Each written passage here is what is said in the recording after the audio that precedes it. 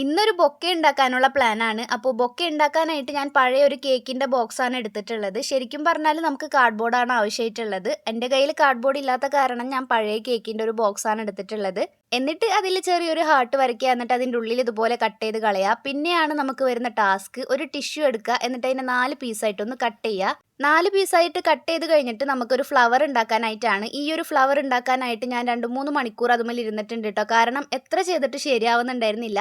അങ്ങനെ കുറേ പ്രാവശ്യം ട്രൈ ചെയ്ത് ലാസ്റ്റാണ് സെറ്റായിട്ടുള്ളത്. അങ്ങനെ സെറ്റായി എന്നൊന്നും പറയാൻ പറ്റില്ല, എന്നാലും കണ്ടു കഴിഞ്ഞാൽ ഏകദേശം ഒരു ഫ്ലവറൊക്കെ ആയിട്ട് തോന്നുന്നുണ്ട്.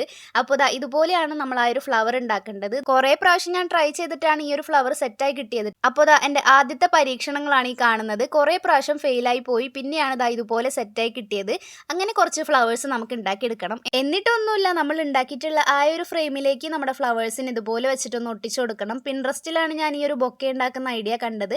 ഏകദേശം ഒരു ലവ് ഷേപ്പൊക്കെ വന്നിട്ടുണ്ട്. ഇനി നമുക്ക് ബൊക്കേനെ ഹോൾഡ് ചെയ്യാനായിട്ട് ചെറിയൊരു പീസ് കാർഡ്ബോർഡ് ഞാൻ കട്ട് ചെയ്തിട്ട് താഴ്ഭാഗത്തായിട്ട് ഒട്ടിച്ചു കൊടുക്കുന്നുണ്ട്. സംഭവം നമ്മുടെ ബൊക്കെ ഉണ്ടാക്കി വന്നപ്പോൾ ബൊക്കേക്ക് കുറച്ച് വെയിറ്റ് കൂടി പോയിട്ട് നമ്മൾ പിടിക്കുന്ന സമയത്ത് നേരെ നിൽക്കുന്നുണ്ടായിരുന്നില്ല കേട്ടോ.